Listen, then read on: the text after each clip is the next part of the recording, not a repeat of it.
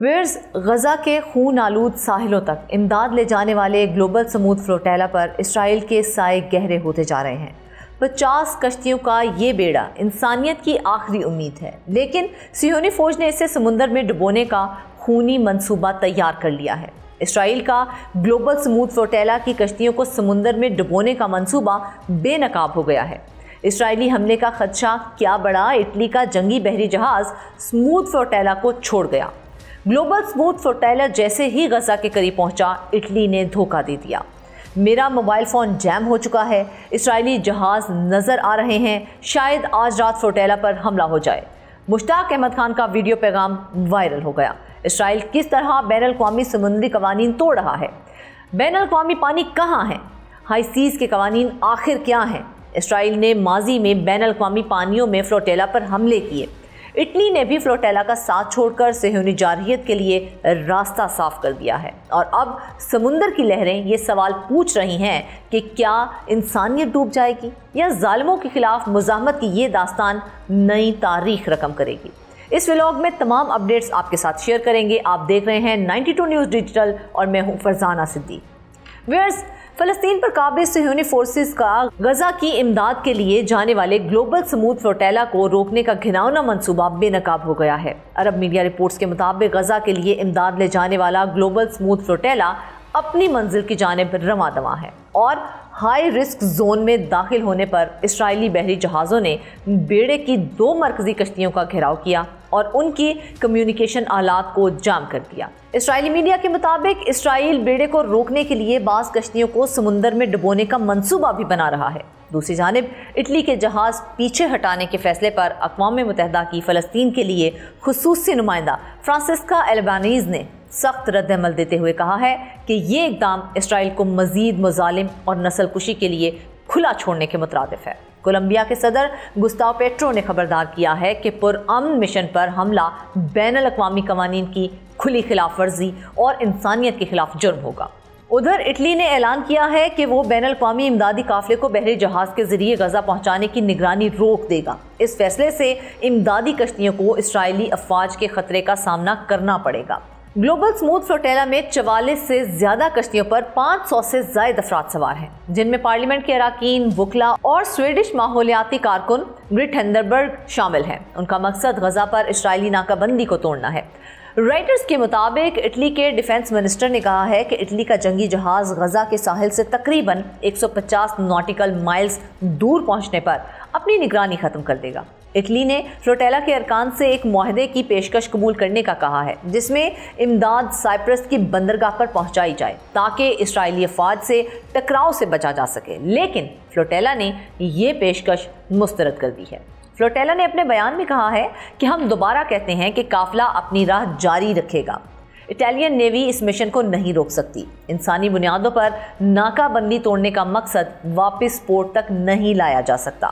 پچھلے ہفتے اٹلی اور اسپین نے فلوٹیلا کی مدد کے لیے بحری جہاز روانہ کیے، جب یہ قافلہ یونان کے ساحل سے دور انٹرنیشنل پانیوں میں ڈرون اٹیک کا شکار ہوا۔ اسرائیل نے ان حملوں کی ذمہ داری قبول نہیں کی، لیکن یہ کہہ چکا ہے کہ وہ ہر ممکن اقدام کرے گا تاکہ کشتیوں کو غزہ پہنچنے سے روکا جا سکے۔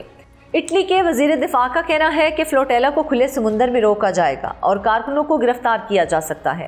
اٹلی کے وزیر اعظم جارجیا میلونی نے فلوٹیلا سے کہا کہ امدادی مشن روک دیا جائے کیونکہ یہ امن کی کوششوں کو نقصان پہنچا سکتا ہے۔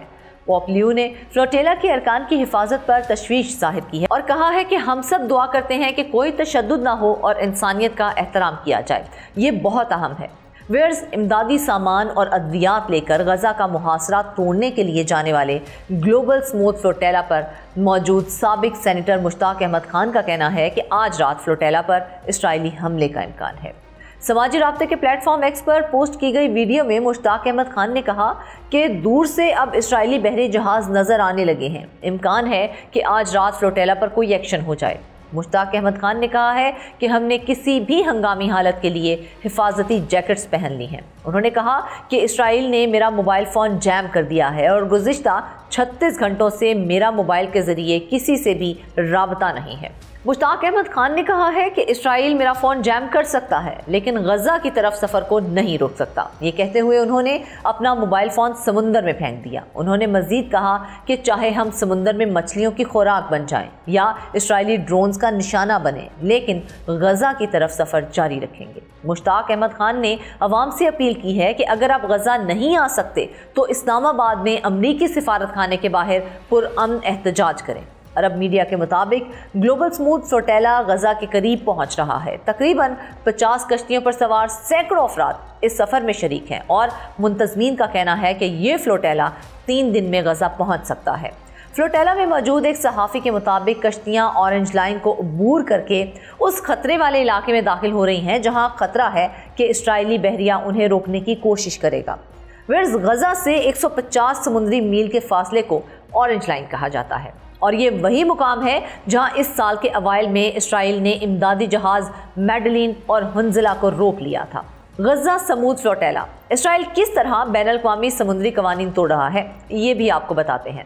تو ویئرز، گلوبل سموتھ فلوٹیلا کا کہنا ہے کہ اس کا 50 سے زائد جہازوں پر مشتمل بیڑا ہائی رسک زون میں داخل ہو چکا ہے۔ غزہ کے لیے امدادی فلوٹیلا اس وقت محاصرہ زدہ علاقے کی جانب بڑھ رہا ہے اور ایک ایسے زون میں داخل ہوا ہے جہاں ماضی میں مشنز کو حملوں اور رکاوٹوں کا سامنا کرنا پڑا۔ بدھ کے روز اسرائیل کے سرکاری نشریاتی ادارے نے رپورٹ کیا کہ اسرائیلی فوج فلوٹیلا پر قابو پانے کے لیے بحری کمانڈوز اور جنگی جہاز تعینات کر رہی ہے۔ رپورٹ کے مطابق اسرائیل تمام بحری جہازوں کو اپنی تحویل میں نہیں لے گا بلکہ کچھ کو سمندر میں ڈبو دے گا۔ اسرائیل کا منصوبہ یہ ہے کہ سینکڑوں کارکنان کو بحری جہازوں پر حراست میں لیا جائے، ان سے پوچھ گچھ کی جائے اور پھر انہیں اشدود کی بندرگاہ کے ذریعے ملک بدر کیا جائے۔ عالمی سموتھ فلوٹیلا 31 اگست 2025 کو اسپین سے روانہ ہوئی تھی اور یہ غزہ کے لیے سب سے بڑی سمندری مشن ہے۔ اس میں 50 سے زائد جہاز اور کم از کم 44 ممالک کے وفود شامل ہیں۔ اس مہم کا مقصد اسرائیلی بحری ناکہ بندی کو چیلنج کرنا اور غزہ کے لیے امداد پہنچانا ہے۔ بین الاقوامی پانی کہاں ہے، ہائی سیز کے قوانین کیا ہیں، یہ بھی جان لیتے ہیں۔ تو ویورز، سمندروں کا تقریباً 64% حصہ ہائی سیز پر مشتمل ہے جو کسی بھی ملک کے علاقائی پانیوں یا معاشی زون سے باہر ہے اور کسی ایک ریاست کے کنٹرول میں نہیں ہے۔ ان کا استعمال بین الاقوامی معاہدوں کے تحت ہوتا ہے۔ ہائی سیز کی قوانین 1982 کے اقوام متحدہ کے کنونشن برائے قانون سمندر کے تحت ہیں۔ یہ طے کرتا ہے کہ تمام ریاستوں کو ہائی سیز میں جہاز رانی کی آزادی حاصل ہے اور طیارے آزادانہ طور پر وہاں پرواز بھی کر سکتے ہیں۔ یہ سمندری کیبلز اور پائپ لائن بچھانے، ماہی گیری، سائنسی تحقیق اور جزیروں کی تعمیر کی اجازت بھی دیتا ہے، مگر یہ سب بین الاقوامی معاہدوں اور قوانین کے تحت ہے۔ ہائی سیز پر موجود جہاز اپنے جھنڈے والے ملک کے دائرہ اختیار میں آتے ہیں، سوائے ان کے جو قزاقی یا غیر قانونی سرگرمیوں میں ملوث ہیں۔ اسرائیل نے ماضی میں بین الاقوامی پانیوں میں فلوٹیلا پر حملے کیے، یہ بھی آپ کو بتاتے ہیں۔ 2010 سے اب تک کئی فریڈم فلوٹیلا جہاز غزہ کی ناکہ بندی توڑنے کی کوشش کر چکے ہیں۔ سب کو اسرائیل نے روکا یا ان پر حملہ کیا۔ اکثر بین الاقوامی پانیوں میں جہاں اسرائیل کا کوئی علاقائی حق نہیں ہے، سب سے خونی حملہ 31 مئی 2010 کو ہوا جب اسرائیلی کمانڈوز نے معاوی مرمرہ پر بین الاقوامی پانیوں میں چڑھائی کر دی تھی۔ اس کارروائی میں 10 کارکن شہید ہوئے جن میں زیادہ تر ترک تھے اور درجنوں زخمی بھی ہوئے۔ اس واقعے نے عالمی سطح پر شدید غم و غصہ پیدا کیا اور اسرائیل ترکی تعلقات کو بری طرح سے متاثر کیا۔ 2024 میں جاری فلوٹیلا مشنز کے دوران اقوام متحدہ کے ماہرین نے کہا فریڈم فلوٹیلا کو بین الاقوامی پانیوں میں آزادانہ گزرنے کا حق ہے اور اسرائیل کو ان کی نیویگیشن کی آزادی میں مداخلت نہیں کرنی چاہیے، جو بین الاقوامی قانون کے تحت طویل عرصے سے تسلیم شدہ بھی ہے۔ سموتھ فلوٹیلا بین الاقوامی پانیوں سے گزرتی ہوئی فلسطینی علاقائی پانیوں میں داخل ہوئی جہاں اسے قانونی طور پر امداد پہنچانے اور گزرنے کا حق حاصل ہے۔ عالمی رد عمل کی بات کی جائے تو انٹرنیشنل ٹرانسپورٹ ورکرز فیڈریشن کے جنرل سیکرٹری اسٹیفن کاٹن، جو دنیا بھر کے 1 کروڑ 65 لاکھ سے زائد ٹرانسپورٹ ورکرز کی نمائندگی کرتے ہیں، اسٹیفن کاٹن نے کہا کہ قانون سمندر بالکل واضح ہے، بین الاقوامی پانیوں میں پرامن اور انسانی ہمدردی کے جہازوں پر حملہ یا قبضہ غیر قانونی اور ناقابل قبول ہے۔ ایسی کارروائیاں زندگیوں کو خطرے میں ڈالتی ہیں اور ان بنیادی اصولوں کو کمزور کرتی ہیں جو سمندروں کو سب کے لیے محفوظ رکھتے ہیں۔ یہ صرف ملاحوں کی بات نہیں ہے بلکہ ہر اس شخص کی حفاظت کا مسئلہ ہے جو سمندر میں ہے، چاہے وہ تجارتی جہاز پر ہو، امدادی کشتی پر یا ماہی گیری کی کشتی پر۔ ریاستیں یہ طے نہیں کر سکتی کہ کب بین الاقوامی قوانین کا احترام کریں اور کب نہ کریں۔ سمندروں کو جنگ کا میدان نہیں بنایا جا سکتا۔ فریڈم فلوٹیلا کولیشن کے مطابق یہ مشن نہ صرف قانونی ہے بلکہ اسے بین الاقوامی قوانین اور معاہدوں کے ایک جامع سیٹ کے تحت تحفظ حاصل ہے۔